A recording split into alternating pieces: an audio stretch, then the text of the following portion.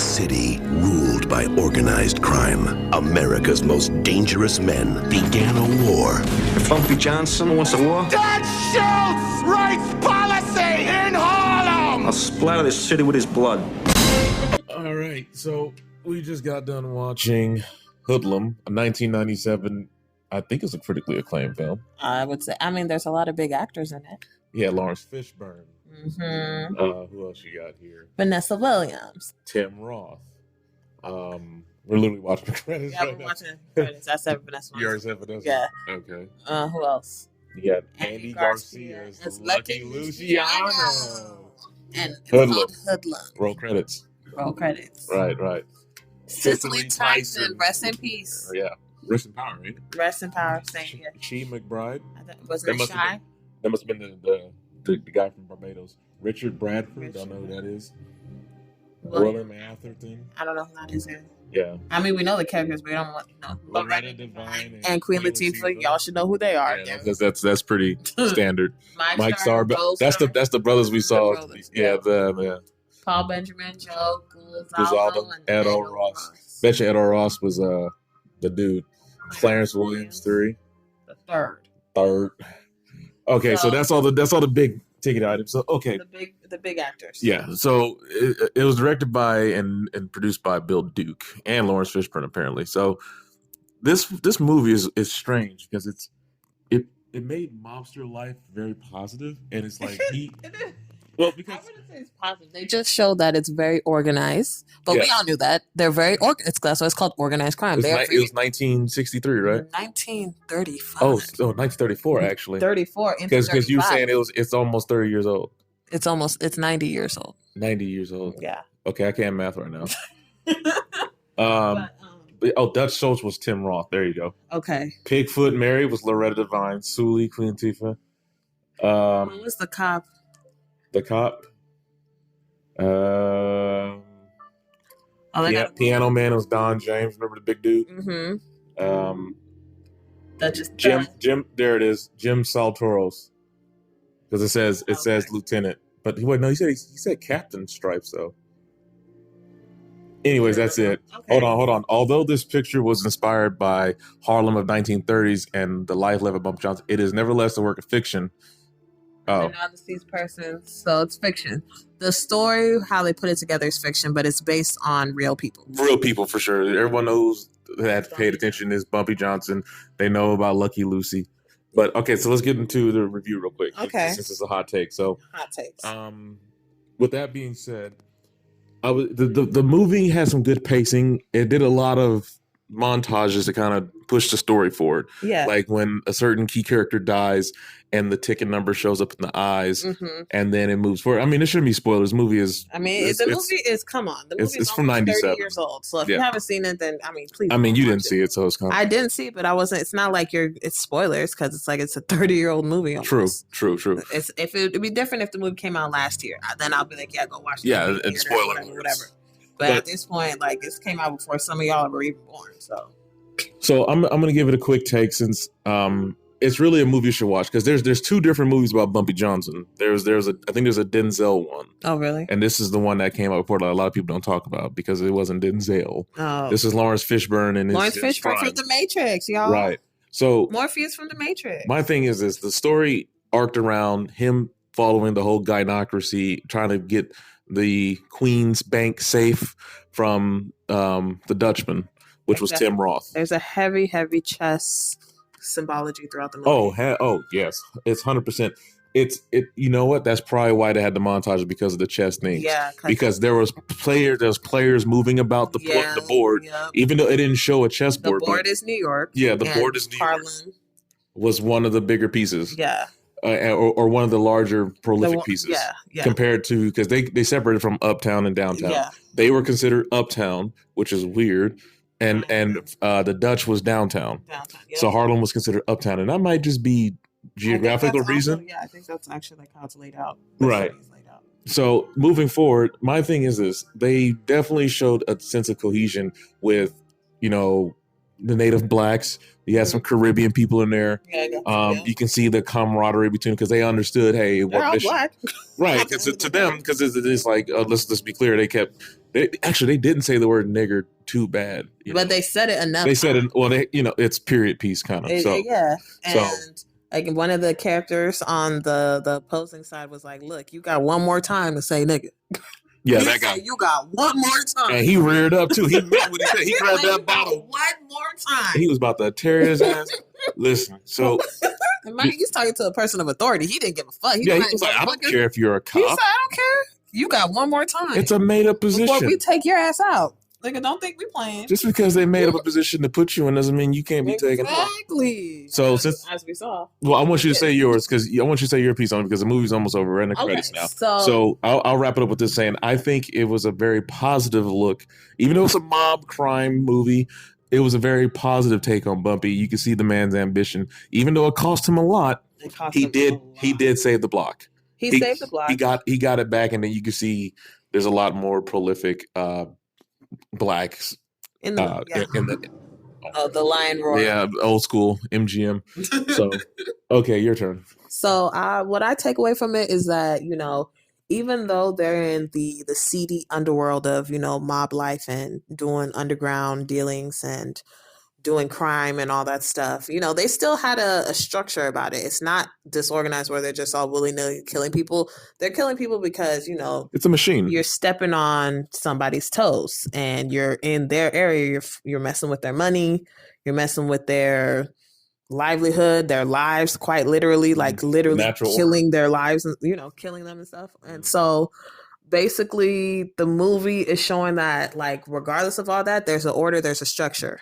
The order and the structure needs to be upheld. And if you can't follow the rules, then you get taken out. And so and you can't get out. Like a certain key character that said he was out, he washed his hands. Mm-hmm. And then another notable character said, "What are you, stupid? They didn't tell you? You never get out. Once you're in there, you're in. You're in. Yeah.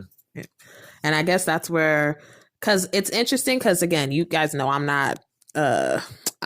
first gen in this country. Immigrant. Yeah. Okay. So I don't know the real history behind a lot of things here, like how things work out and things like, Mm-hmm. I just see what we see now because, like, obviously I'm living in this time. But it's interesting to see, like, this is the history for how all this stuff came to be. Yeah, that's why I took you to the mob museum. Yeah, in Las Vegas. In Las Vegas, because like you can get a good sense of how this country was built. It was not built on any bullshit Puritan values, which they love to claim. But I'm like, you guys literally built your foundation on slave blood, sex, drugs, and destruction, and gangs. Yes, and mobs. But yes, the gangs were called mobs, but it's the same construct. Yep. So again, no shade. But that is what the history is. It's not shade. You don't have to worry about saying that. No, I'm just, because in case somebody wants to get offended and be like, oh, no, America's this and that. Like, no, let's start with the facts because, again, it did start with... I have to hold that close because the microphone's right there. Oh, okay. Yeah. Because it's like right in my face. That's your microphone. This is my microphone. That's fine. That's fine. It's just it's like a little too close. Okay. Thank you. There you go. I want top tier quality. That's fine. Top five. Anyway. Burn that hard drive. But okay, like, just in case anybody wants to say like, oh, like, again, America is a great country. We know that. It's a country, land of opportunities.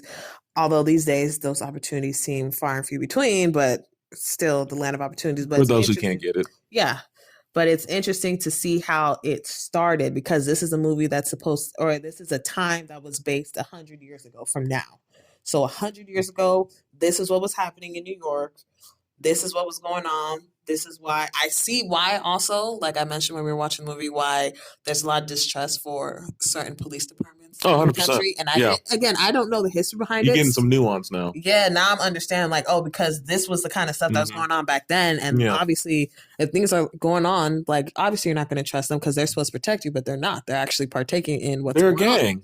So it's, it was interesting to see that. But regardless of that, it was a good movie. I liked it, and I would recommend if you haven't seen it, if you want to see a classic movie, go ahead and see this one. It's called Hoodlum. Yeah, Hoodlum, rated R. Rated. Oh, for sure. The amount of killing that goes on in this movie. Oh yeah, don't have to be. it's gratuitous. This is not a PG-13 anything. This is definitely rated R. Yeah, you couldn't get nothing less. Like most of the people in this movie died. Spoiler, but it's not a spoiler, but like most of the people in this movie died. Yeah. Like, maybe there's like 5 characters left, and the other side, 4. I'll say 5. Yeah. I'll say 5. Well, because you have Bumpy, you had this girl. Bumpy, you have Luciana, the girl, Queen, and then one more person. The dude that was a turncoat. Yeah. So those are the 5 people that were 6. Okay. Well, either way. So that's and there 4. was like 30 different characters that were introduced to. So, because everyone was getting bumped off, no pun intended. Literally. Yeah. And you know what really got me though was when they did the after that major explosion and things, and they went to go get Illinois' girl. That hurt me. I'm not gonna lie. That did hurt because you could see that the guy was like, "Look, you shouldn't do that," and he's like, "Oh, you're getting soft," and then they ended up killing her. And then, Illinois comes to see that, his girl is dead, and he was distraught, obviously. And then that's the night that he left, and then he got taken out. And it's just Let me. I'm gonna clean that up a little bit. The guy that said you're getting soft was Dutchman to the turncoat. Yeah. What Illinois and Bumpy, because they were cousins, what he was saying was that he doesn't want to die, and he was nervous, and turns out. He was like, hey, he wanted to have like a drink. I guess that would kind of calm his nerves. Yeah. And he's like, you don't need that. And then that's what kind of, unfortunately started drawing more attention because he wasn't acting. He wasn't acting normal. Yeah, he was nervous because, again, they're about to blow the place up and they had minutes to leave. Oh, yeah. You had 7 minutes. They had 7 minutes, and by the time they were talking, they had 3. So imagine you got 3 minutes before this whole thing is about to blow, and somebody's over here like, no, you wait right here. I'm gonna go see what. No, nigga, I gotta go. No, I have to leave. This place. I gotta get the deliveries done. I gotta go. Like, we don't want no problems. And speaking on that reminds me of it reminds me of like how, because it does show the racial dynamics of the characters as well. Yeah. What gets me is how when he said we don't want no problems, and I'm like, damn, how many Black people have had to say that in this country when they're just doing their job? We don't want no problem. Not even just job, just existing. Just existing. And they're just like, I don't want no problem. I'm just trying to, we don't want no problems. I just want to, we have deliveries. I want to just do my thing. I just want to go and do my job. Can I just drop this shit off so I can get out of here? Granted, in this scenario, they were up to no good. Started making trouble in the neighborhood. They got one little car bomb and he got scared. I mean, that's a good legit reason to be scared. Okay. But anyways, it's like whole freaking thing. Let's wrap this up because it's supposed to be a quick movie review. Yeah, this is a good. So again, this is I think our 3rd movie review. The first one was Who Cloned Tyrone. The second one was Book of Clarence. And This is the 3rd one. This is the 3rd. Yeah, so. If we'll make this a playlist so that you guys can. It's already a playlist. Should be. Oh, it is on the channel. Should be. Okay, so yeah, just go and check out the playlist if you want to see the first 2 movie reviews, and we will keep continuing to do movie reviews on like old and new movies. Just movie reviews in general. Yeah. And if you guys have any that you would like us to see, please leave them in the comments, recommend them. Don't forget to like, comment, and subscribe. Yeah, and don't forget Book of Clarence, we couldn't go back and see that. That was in the theaters because I remember one. It is now. It's on YouTube. Yeah, it's on YouTube. Like you can, but at the time, I remember some commenters said we should go back and watch it again with a different lens. We can watch it again now that it's on streaming. Yeah, maybe. It's a 3-hour movie though. That's why I'm like, maybe because this one was 2:10. It was 2 hours and 10 minutes. Yeah, so that's about enough, Yeah, it's good for right now. Yeah. All right, y'all. All right. Bye. Yep. Yeah, it's hoodlums. Bunch of hoodlums. Hoodlums. Hoodlums.